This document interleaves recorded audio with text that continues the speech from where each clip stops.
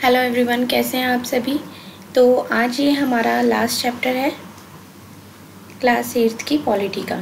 ठीक है, class 8th है आपकी, ये आपका यहाँ पर कंप्लीट हो जाएगा आज चैप्टर, जिसका नाम है कानून और सामाजिक न्याय, लॉ एंड सोशल जस्टिस। अब इसमें क्या होता है, आपने जैसे कि लास्ट क्लास में आपने जो लास्ट चैप्टर पढ़ा था जिसका नाम था बाज़ार में एक कमीज़, बहुत अच्छे से मैंने आपको वो चैप्टर क्लियर किया है, बहुत अच्छे से मैंने आपको वो समझाया है। जैसे आपने उसमें देखा था कि उसकी एक क्या श्रृंखला होती है, किस तरीके से स्टेप बाय स्टेप आप जो शर्ट पहनते हैं वो किस तरीके से आपके पास पहुंची है, वो पूरा प्रोसेस आपने उस चैप्टर में समझा है। इस क्लास में आप क्या समझेंगे कि जो एक मज़दूर होता है उसकी क्या कीमत होती है। मतलब आप सोचते हैं कि भाई ये तो एक दिन के हिसाब से काम करते हैं, दिन की इन्हें तनख्वाह मिलती है 100 रुपये रोज़ के या 500 रुपये रोज़ से अगर देखा जाए, या 200 रुपये रोज़ से कोई मजदूरी कर रहा है, तो मतलब वो कितनी मेहनत कर रहा है, उसके पीछे उसकी पूरी फैमिली किस तरीके से उसके ऊपर डिपेंडेंट है।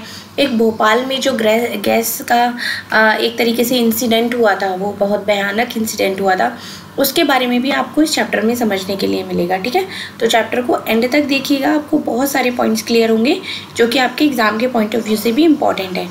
ठीक है, अब यहाँ पर यही आता है कि लास्ट जो आपने पढ़ा था कि जो एक बाज़ार में एक कमीज़ वाले में हर मोड़ पर आपने देखा था कि किस तरीके से क्रय विक्रय चल रहा था, कौन खरीद रहा था, कौन बेच रहा था। इसी तरीके से कपास पैदा करने वाले छोटा किसान हो गया, बुनकर हो गया, कपड़ा निर्यात करने वाला हो गया, मजदूर हो गया, मतलब कोई ना कोई डायरेक्ट या इनडायरेक्ट वे में उसमें शामिल होता है। हर शोषण भी का भी शिकार होते हैं लोग, उसके साथ उचित बर्ताव नहीं होता है, हर जगह लोगों के साथ शोषण की संभावना बनी रहती है, चाहे वो मजदूर है, चाहे वो उपभोक्ता है या उत्पादक है।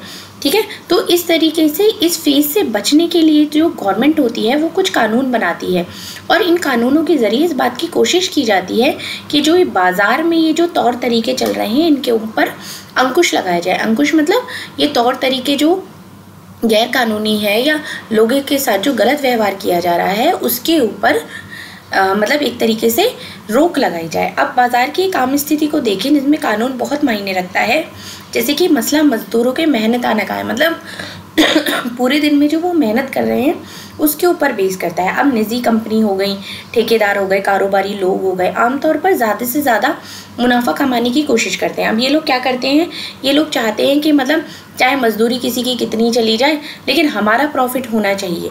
और कई बार तो ऐसा होता है कि इसके चक्कर में वो मजदूरों का हक ही नहीं देते हैं, मतलब जो उनकी मेहनत होती है पूरे दिन की उसमें से भी पैसे काट लेंगे कि भाई तुमने तो 1 घंटे की छुट्टी कर ली थी इसलिए मैंने तुम्हारे 1 घंटे के पैसे काट लिए, लेकिन वो पूरे दिन कितना मेहनत कर रहा है वो नहीं देखते। तो कानून की नज़र में ये क्या होता है, ये गैर कानूनी है, गलत है। मजदूरों को जो उनकी मेहनत का पैसा कम मिले या जितनी वो मेहनत करें उतना उसको पैसा नहीं मिल रहा, एक न्यूनतम वेतन, जैसे कि एक फिक्स वेतन है कि जैसे सपोज 100 रुपये है, 100 रुपये मतलब मिलने ही मिलने हैं, तो आप उससे कम नहीं दे सकते। ठीक है, अब इस कानून के तहत किसी भी मजदूर को न्यूनतम वेतन से कम मजदूरी नहीं दी जा सकती। अब इसमें हर साल कुछ ना कुछ बढ़ोतरी करी जाती है, जैसे कभी 100 हो गई फॉर एग्जांपल, फिर 150 हो गए, फिर 200 हो गए, फिर 250 हो गए, मतलब हर साल इसमें कुछ ना कुछ इंक्रीमेंट होता है, जैसे कि आपकी कंपनी में आपके इंक्रीमेंट होता है ना, तो इस तरीके से। अब जिस तरह मजदूरों को सुरक्षा प्रदान करने के लिए न्यूनतम वेतन का कानून बनाया गया है, उसी तरीके से बाजार में उत्पादकों और उपभोक्ताओं के हितों की रक्षा करने के लिए भी कानून बनाए गए। अब इस कानून के जरिए क्या हुआ, मजदूर हो गए या उपभोक्ता हो गए, उत्पादक हो गए, मतलब ये तीनों ही इस तरीके से कानून बनाया गया है कि इनका शोषण नहीं होना चाहिए। जैसे कि यहाँ पर आप देख सकते हैं कि अहमदाबाद में एक कपड़ा मिल में काम करते हुए मजदूर हैं। अब ये क्या है, ये बिजली से चलने वाले करघे हैं। इनमें क्या होता है कि इसमें मजदूरों की मतलब उनको चोट लगने का भी डर रहता है, या कभी स्थिति ऐसी भी बन जाती है कि उनके हाथ में पैर में किसी तरीके से चोट भी लग सकती है, तो वो भी एक तरीके का एक खतरा होता है यहाँ पर। अब यहाँ पर एक ये टेबल दी हुई है जिसमें कौन कितनी मेहनत कर रहा है, कितनी ज़रूरत है और कानून किसके हित में है, ये सारा यहाँ पर दिया गया है। अब कानून बना देना ही काफ़ी नहीं होता है। अब क्या करती है गवर्नमेंट, तो गवर्नमेंट ने तो बना दिए, सपोज फॉलो कितना हो रहे हैं, उनको लागू कितना किया जा रहा है, या मतलब इसका मतलब हो गया कि कानून को लागू किया जाना बहुत ज़रूरी होता है। अब कानून के लिए क्या होता है, ताकतवर जितने भी लोग होते हैं वो कमज़ोर लोगों की रक्षा के लिए बनाया जाता है। मतलब अब जैसे कि ताकतवर ग्रुप ग्रुप है वो कमज़ोर ग्रुप को दबाता है या उससे ज़्यादा मेहनत करवाता है, तो ये उन लोगों के लिए बनाया गया है जो कमज़ोर लोगों की रक्षा कर सके। ठीक है, अब एग्जाम्पल के लिए प्रत्येक मजदूर को सही वेतन मिले, यह सुनिश्चित करने के लिए सरकार को कार्यस्थलों का नियमित रूप से निरीक्षण करना चाहिए। मतलब ऐसा नहीं है कि आपने एक कानून बना दिया, आपको ऑब्जर्वेशन भी करनी चाहिए कि ये चीज़ ठीक से हो रहा है या नहीं हो रहा है। अगर कोई कानून का उल्लंघन कर रहा है तो उसको सज़ा भी देनी चाहिए। अगर कोई गरीब मजदूर है और शक्तिहीन है, मतलब वो इतना ताकतवर नहीं है, तो आमदनी गंवाने या बदले की कार्रवाई से डर से वो कम वेतन पर भी काम करने के लिए तैयार हो जाता है, क्योंकि उसको पता है, वो कहेगा अगर तुझे करना है तो 50 रुपये में कर, नहीं तो जाने दे। तो लेकिन वो क्या करता है, उसकी मजबूरी है, उसको अपना घर चलाना है, तो वो क्या करता है, वो 50 रुपये में भी एग्री हो जाता है कि चलो कोई बात नहीं, कुछ तो आएगा, वो वाली बात आ जाती है। तो मालिक भी इस बात को अच्छी तरह से समझते हैं और अपनी ताकत का इस्तेमाल करते हैं कि मजदूरों से किस तरीके से कम पैसे पर काम कराया जा सकता है, क्योंकि उस टाइम पे उनकी ज़रूरत अटक रही होती है। जब आपका काम कहीं पर अटक रहा होता है तो आप कम से कम वेतन पर भी लागू हो जाओ, काम करने के लिए तैयार हो जाओगे, क्योंकि आपको लगेगा कि भाई कुछ तो आ रहा है, कुछ ना से तो कुछ होना बेहतर है, वो वाली एक चीज़ आ जाती है। अब इन कानूनों को बनाना, लागू करना, कायम रखने के लिए गवर्नमेंट क्या करती है, प्राइवेट कंपनीज की गतिविधियों को नियंत्रित कर सकती है ताकि सामाजिक न्याय सुनिश्चित किया जा सके। मतलब जैसे कि हर चीज़ में वो प्राइवेटाइजेशन को लाती हैं, वो इसमें भी प्राइवेटाइजेशन को कह सकती हैं इस चीज़ के ऊपर कार्रवाई करने के लिए। इनमें से बहुत सारे कानून जन्म भारतीय संविधान में दिए गए मौलिक अधिकारों से हुआ है, जैसे कि शोषण से मुक्त के अधिकार का अर्थ है कि किसी को भी कम मेहनताना पर काम करने का या बंधुआ मजदूर के तौर पर काम करने के लिए मजबूर नहीं किया जा सकता। ये किसमें है, ये आपका कॉन्स्टिट्यूशन में भी लिखा हुआ है, संविधान में भी लिखा हुआ है। और संविधान पे ये भी कहा गया है कि 14 साल से कम उम्र के किसी भी बच्चे को किसी कारखाने या खदान या किसी अन्य खतरनाक व्यवसाय में काम पर नहीं रखा जाएगा, जिसे कि चाइल्ड लेबर कहते हैं, जो चाइल्ड लेबर का जो कानून बना हुआ है। अब व्यवहार में ये कानून किस तरह सामने आते हैं, ये कानून सामाजिक न्याय की चिंता को किस हद तक संबोधित करते हैं, ये कुछ सवाल आपको यहाँ पर मिलने हैं। अब जैसे कि सन 2011 की जनगणना के मुताबिक भारत में 5 से 14 साल की उम्र के 40 लाख से ज़्यादा बच्चे व्यवसायों में नौकरी करते हैं और इनमें से बहुत सारे बच्चे जो हैं वो खतरनाक व्यवसायों में हैं। अब 2016 में संसद ने बाल श्रम विनिमय अधिनियम 1986 में ये संशोधित किया कि 14 वर्ष से कम आयु के बच्चे व्यवसायों में या किशोरों के नियोजन को अब एक संज्ञेय अपराध बना दिया है। क्या है मतलब, ये क्या कर रहे हैं कि इन्होंने चाइल्ड लेबर को बहुत ज़्यादा एक तरीके से कानून बना दिया गया है। लेकिन फिर भी आप देख सकते हैं कि अब जैसे यहाँ पर 2011 की जनगणना के हिसाब से 40 लाख थे, कितना भी कोई भी छुपा लेगा, फिर भी कितने लाख बच्चे आज की डेट में भी काम कर रहे होंगे। अब इसी तरीके से यहाँ पर एक हुई थी भोपाल गैस त्रासदी। अब ये क्या था, ये 24 साल पहले भोपाल में दुनिया की सबसे बड़ी भीषण औद्योगिक त्रासदी हुई थी। अब ये क्या हुआ था, भोपाल में यूनियन कार्बाइड नामक अमेरिकी कंपनी का कारखाना था जिसमें कीटनाशक बनाए जाते थे। अब 2 दिसंबर 1984 को रात के 2 बजे यूनियन कार्बाइड के इस संयंत्र से जो मिथाइल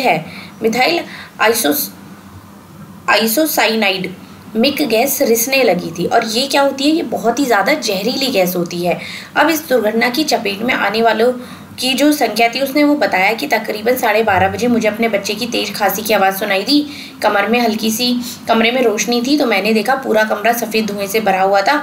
मुझे लोगों की चीखने की आवाज़ें सुनाई दी, सब कह रहे थे कि भागो भागो। मुझे भी खांसी आने लगी, मैं सांस ले रही थी और आंखें भी बुरी तरीके से जलने लगी थी। ठीक है, अब इसमें क्या हुआ, जहरीली गैस के संपर्क में आने वाले ज़्यादातर लोग गरीब कामकाजी परिवारों के लोग थे। उनमें से लगभग 50,000 लोग आज भी इतने बीमार हैं और कुछ काम नहीं कर सकते हैं और इस गैस के असर में आने के बावजूद जिंदा रह गए हैं। उतने सारे लोगों गंभीर सांस की उन्हें बीमारियां हैं, आँख की बीमारियां हो गई और अलग अलग मतलब एक तरीके से देखा जाए तो उन्हें अजीबोगरीब बीमारियां हो गई हैं। ठीक है, जैसे कि यहाँ पर इसमें एक बच्चे को आप देख सकते हैं। अब यहाँ पर क्या हुआ था कि ये तबाही की कोई दुर्घटना नहीं थी। यूनियन कार्बाइड ने पैसा बचाने के लिए सुरक्षा उपाय को जानबूझकर नज़रअंदाज किया था। अब 2 दिसंबर की इसमें पहले भी कारखाने में गैस का रिसाव हो चुका था। इन घटनाओं में एक मजदूर की मौत हुई थी और बहुत सारे घायल हुए थे। लेकिन क्या बताया गया कि सबूतों ने पूरी तरह साफ था कि इस महाविनाश के लिए यूनियन कार्बाइड ही दोषी थे, लेकिन कंपनी ने अपनी गलती मानने से इनकार कर दिया। ठीक है। अब इस बाद शुरू हुई कानूनी लड़ाई में पीड़ितों की ओर से सरकार ने यूनियन कार्बाइड के खिलाफ दीवानी मुकदमा दायर किया। 1985 में सरकार ने $3 अरब का मुआवजा मांगा था, लेकिन 1989 में केवल $47 करोड़ की मुआवजे पर अपनी सहमति दे दी। अब इससे जीवित बच निकलने वाले जितने भी लोगों के फैसले के खिलाफ सर्वोच्च न्यायालय में अपील करी उन्होंने, लेकिन सर्वोच्च न्यायालय ने भी क्या किया, इसमें कोई बदलाव नहीं किया। अब इन्होंने क्या किया, इन्होंने कारखाना तो बंद कर दिया, लेकिन जो भारी मात्रा में विषैले रसायन थे वो वहीं पर छोड़ दिए। और वो रिस कर क्या हुआ, वो ज़मीन में चले गए और वहाँ का जितना भी पानी था वो दूषित हो गया। अब इन्होंने क्या किया, जो केमिकल नामक कंपनी के कब्जे में है उसकी साफ सफाई का जिम्मा उठाने को तैयार ही नहीं रहे। अब क्या हुआ कि 24 साल बाद भी लोग न्याय के लिए संघर्ष कर रहे हैं। वे पीने के पानी, स्वास्थ्य सुविधाएं, यूनियन कार्बाइड के जहर से ग्रस्त लोगों की नौकरी की मांग भी कर रहे हैं। और उन्होंने क्या किया है, जो चेयरमैन हैं उनको सज़ा दिलाने के लिए भी इन्होंने आंदोलन चलाया है। अब यहाँ पर बताया गया है कि एक मजदूर की कीमत क्या होती है। अब जैसे कि अगर आप भोपाल के महाविनाश की वजह को समझना चाहते हैं तो सबसे पहले आपको ये समझना होगा कि जो यूनियन कार्बाइड है ने भारत में ही अपना कारखाना क्यों खोला, मतलब भारत में ही उन्होंने ये कारखाना क्यों खोला, उसका क्या रीज़न रहा। अब विदेशी कंपनियों के भारत आने का एक कारण यह भी होता है कि यहाँ पर जो उनको मजदूर है वो बहुत ही कम पैसे में मिल जाते हैं। ठीक है। अब ये जो कंपनी हो गई, अमेरिका हो गई या किसी विकसित देश की कंपनी में काम कर रहे होते हैं, वो भारत जैसे गरीब देशों के मजदूरों के मुकाबले वहाँ के मजदूरों से ज़्यादा वेतन देना पड़ेगा। तो ये लोग क्या करते हैं कि भारत में ना केवल वे कम कीमत पर काम करवा सकते हैं, बल्कि यहाँ के मजदूर ज़्यादा घंटों तक भी काम कर देते हैं। मतलब पैसा कम मिलता है लेकिन वो ज़्यादा से ज़्यादा काम भी कर लेते हैं। तो इस तरह की जो कंपनी होती है वो कम लागत में ज़्यादा मुनाफा कमा सकती है। ठीक है। लेकिन अब लागत की कटौती के जो इस तरीके हैं वो बहुत खतरनाक हो सकते हैं। लागत में कमी लाने के लिए ये क्या करते हैं, जो सुरक्षा के उपाय हैं उनको ही अनदेखा कर देते हैं। ठीक है। अब जैसे कि यूनियन कार्बाइड के कारखाने में ये क्या हुआ था, ये एक सुरक्षा की कमी ही तो थी जिसकी वजह से इतनी बड़ी त्रासदी हो गई। ठीक है। 1980 से 1984 के बीच मिक्स संयंत्र के कारखानों में दल की संख्या 12 से घटकर 6 की जा चुकी है, क्योंकि मजदूरों के लिए जो सुरक्षा परीक्षण की अवधि है वो 6 महीने से घटाकर केवल 15 दिन कर दी गई है। मतलब इससे आप समझ सकते हैं कि उनकी जो जान की कीमत है वो कितनी कम है। मतलब जो ट्रेनिंग उनको 6 महीने की देनी चाहिए थी वो सिर्फ वो 15 दिन में ख़त्म कर रहे हैं। ठीक है। अब उसमें क्या है, अब इनके बीच में फ़र्क क्या है ये आगे आप समझेंगे।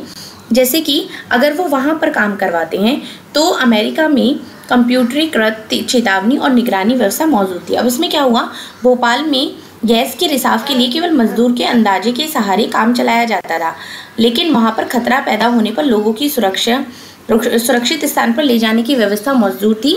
बल्कि भोपाल में ऐसा कुछ भी नहीं था। वहाँ पर क्या था कि अगर ऐसा कुछ होता तो वहाँ पर लोगों को एक सुरक्षित स्थान पर ले जाया जा सकता था, लेकिन यहाँ पर ऐसा कुछ भी नहीं था। अब अलग अलग देशों के बीच सुरक्षा मानकों में इतने भारी फर्क क्यों है, मतलब अगर दुर्घटना हो गई तो पीड़ितों को इतना मामूली मुआवजा क्यों दिया जा रहा है। अब इस बात का जवाब ये होता है कि भारतीय जो मजदूर होते हैं उनका मूल्य अभी भी ज़्यादा नहीं माना जाता।